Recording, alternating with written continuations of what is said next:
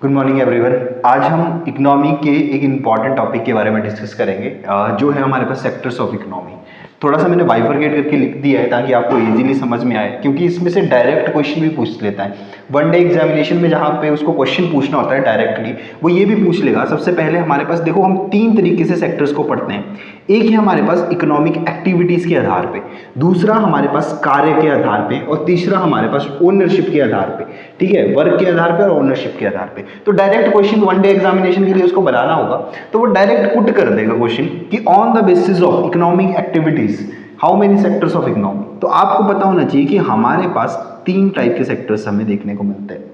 इसमें दो और सेक्टर्स आते हैं, क्वार्टरली सेक्टर और क्वाइनेंट सेक्टर, जो एक एडवांस इकोनॉमिक्स में आते हैं। उनके बारे में भी हम डिस्कस करेंगे जब इनके बारे में डिस्कस कर लेंगे। वैसे ओरिजिनली हमारे पास तीन टाइप के सेक्टर्स देखने को मिलते हैं, जो प्राइमरी सेक्टर है, सेकेंडरी सेक्टर है और टर्शियरी सेक्टर है। प्राइमरी सेक्टर को हम ऐसे डिनोट करते हैं, सेकेंडरी सेक्टर को ऐसे डिनोट करते हैं, और टर्शियरी सेक्टर को नीचे ऊपर इसके एक डिग्री लग जाती है, नंबर के ऊपर जब डिग्री लग जाती है तो ये प्राइमरी सेक्टर हमारे पास बन जाए। ऐसे अगर उसने लिखा होगा तब भी एक ही बात है, ये लिखा होगा तब भी हमारे पास एक ही बात है।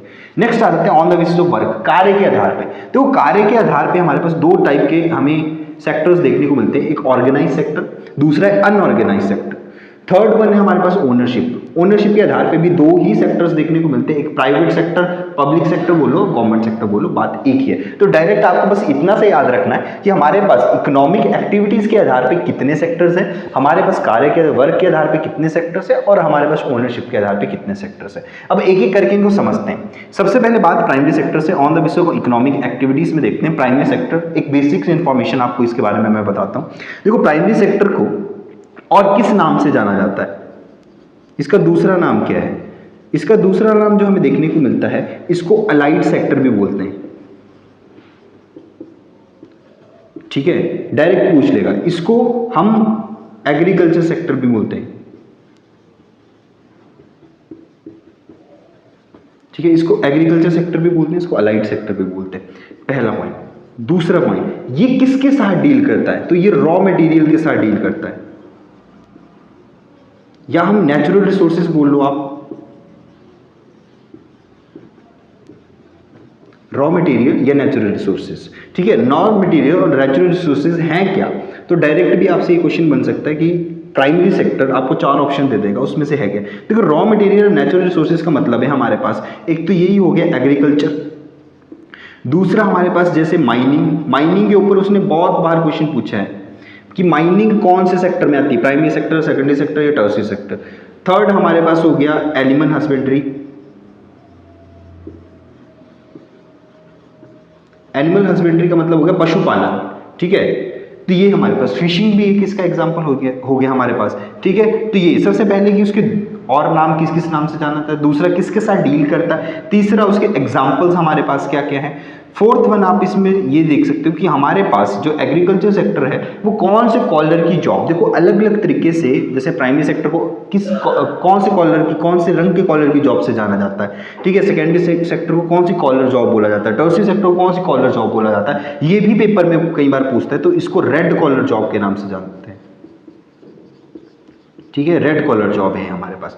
तो ये आपको एक बेसिक सी इंफॉर्मेशन इसके बारे में पता होनी चाहिए। पहला कि इसका दूसरा नाम क्या है, दूसरा वो कौन से मटेरियल के साथ या वो किस सेक्टर के साथ जो है वो किस एरिया के साथ डील करता है, उसके एग्जांपल्स के ऊपर बहुत ज्यादा क्वेश्चन आ सकते हैं। अब देखो, अब ये नहीं कि मैंने इसमें और एग्जांपल्स नहीं लिखवाए, तो आपको आप ऐसे भी उसको जो है अपने तरीके से बना सकते हो। जैसे पेपर में उसने क्वेश्चन पूछ लिया कि हमारे पास गेहूं उगाना वो कौन से सेक्टर में आएगा, हमारे पास फार्मिंग कौन से सेक्टर में आएगा, या अगर उसने डायरेक्ट ये पूछ लिया कि हमारे पास जो है वो टमाटर के उत्पादन कौन से सेक्टर में आएगा, तो डायरेक्ट आपके पास ऑप्शन बन जाएगा प्राइमरी सेक्टर। जो मतलब जितनी भी चीज़ें रॉ मटेरियल नेचुरली जितनी उगती है ना, वो सारी ह्यूमन की कोई इंटरफेरेंस नहीं होती उसमें, जो नेचुरली उग रही है। आपने सिर्फ बीज डाला, बीज डालने के बाद वो खुद ही ग्रो कर रही है, उसकी ग्रोथ में आपका कोई हाथ नहीं, तो वो हमारे पास नेचुरल रिसोर्सेज में आ जाएंगे सारे के सारे। और कौन सी कॉलर की जॉब से जाना जाता है। दूसरा मैं बात करना चाहूँगा यहीं पर ही,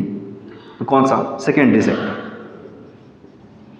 ठीक है, सेकेंडरी सेक्टर, सेकेंडरी सेक्टर को और किस नाम से जाना जाता है, तो पहला हमारे पास इसको मैन्युफैक्चर सेक्टर बोला जाता है, दूसरा इसको इंडस्ट्री सेक्टर भी बोला जाता है। ठीक है। दूसरा, ये तो इसके दो नाम हो गए, एंड मैन्युफैक्चर सेक्टर पेपर में डायरेक्ट पूछ लेगा मैन्युफैक्चर सेक्टर कौन से सेक्टर को बोलते हैं, इंडस्ट्री सेक्टर कौन से सेक्टर को बोलते हैं। दूसरा हमारे पास यहाँ पे रॉ मटेरियल में वैल्यू एडिशन हो जाती है। अब ये रॉ मटेरियल में वैल्यू एडिशन के है क्या, देखो इसका एग्जांपल देखिए बताता हूं मैं। मान लो कि आपने क्या किया कि 1 kg गेहूं जो है हाइपोथेटिकली हम मान के चलते हैं कितने रुपए की है, 50 रुपए की है, ठीक है। कहाँ से मिली गेहूं हमें, कहाँ से मिली, रॉ मटेरियल मतलब प्राइमरी सेक्टर से। ये रॉ मटेरियल वहीं से उठाया हमने, बोला raw material plus value addition is equal to secondary sector. अब है क्या कि इसमें वैल्यू एडिशन क्या करूंगा मैंने क्या किया, ये रुपीज़ है हमारे पास, 1 किलो गेहूं 50 रुपए में करेगी, उसमें वैल्यू एडिशन क्या करी मैंने, मान लो इसमें मैंने क्रीम डाल दी, मान लो इसमें मैंने चॉकलेट डाल दी, ठीक है, मान लो इसमें मैंने प्रोटीन के कुछ प्रोडक्ट्स डाल दिए, इन सब की जो हमारे पास वैल्यू बन के आई वो मान लो 50 बन के आई। मतलब मैंने उस व्हीट में कुछ ना कुछ ऐड ऑन किया और उसका लास्ट में क्या बना दिया, बिस्किट बना दिया, ठीक है।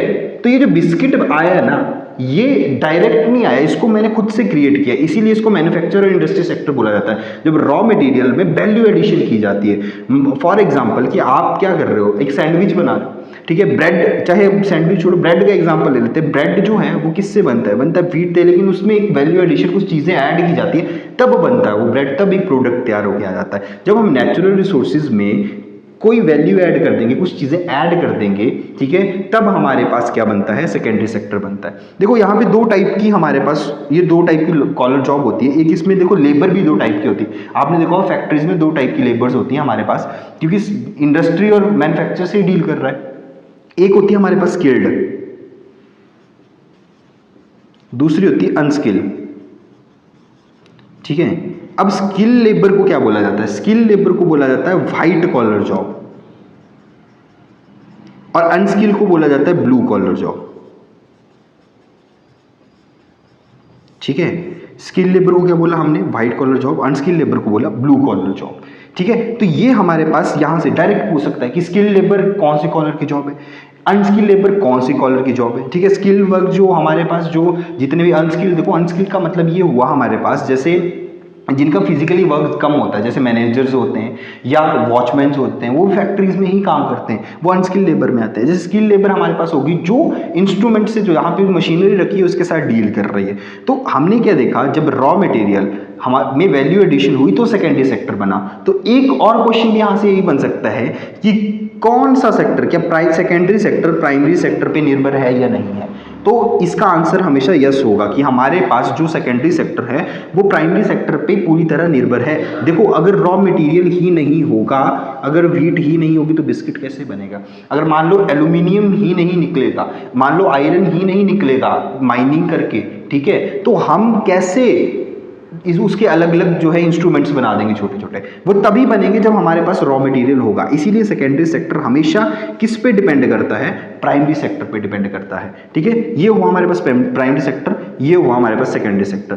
थर्ड देखो एक छोटा सा सेक्टर है हमारे पास, यहीं पे बात कर लेता हूं, जिसको बोला जाता है टर्सरी, ठीक है, टर्सरी सेक्टर। देखो टर्सरी सेक्टर को सर्विस सेक्टर के नाम से भी जाना जाता है, टर्सरी सेक्टर को सर्विस सेक्टर के नाम से भी जाना जाता है।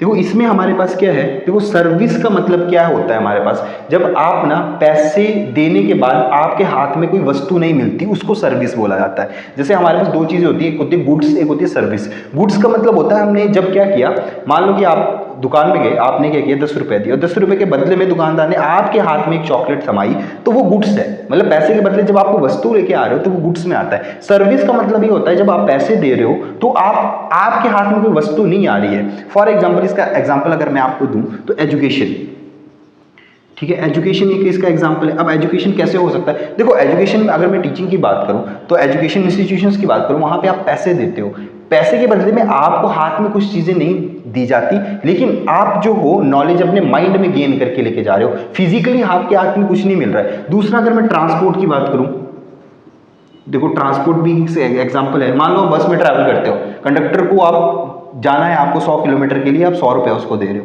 अगर 100 किलोमीटर के लिए उसको 100 रुपये दे रहे हो तो बदले में कंडक्टर आपको कुछ नहीं देता है, ठीक है, कोई गुड्स आप हाथ में नहीं लेके जाते, उस पैसे के बदले आपको एक सुविधा प्रोवाइड की जाती है। जैसे हमारे पास हेल्थ भी हो सकती है, अब हॉस्पिटल में जाते हो, डॉक्टर चेक करता है, डॉक्टर की फीस होती है, डॉक्टर उसके बदले आपको कुछ देता नहीं है। हाँ, अगर आप केमिस्ट के पास जा रहे हो तो वो गुड्स में आ गया, आपने केमिस्ट को पैसे दिए, उसके बदले में दवाई मिली, तो वो गुड्स हो गया हमारे पास। जब पैसे के बदले कोई चीज़ हाथ में मिलती है हमें, तो वो गुड्स होता है। जहाँ पैसे के बदले नहीं मिलती उसको सर्विस बोला जाता है। तो यही हमारे पास टर्शियरी सेक्टर होता है। टर्शियरी सेक्टर सर्विस सेक्टर के साथ डील करता है। अब देखो ये जीडीपी के साथ कैसे कैसे रिलेट करेंगे वो हम नेक्स्ट वाली वीडियो में देखेंगे, और साथ ही साथ हमारे पास कि कार्य के आधार पर ऑर्गेनाइज सेक्टर और अनऑर्गेनाइज सेक्टर क्या होता है, और ओनरशिप के आधार पर प्राइवेट और पब्लिक सेक्टर को भी इसी के साथ समझेंगे हम अपने नेक्स्ट लेक्चर में। Thank you so much.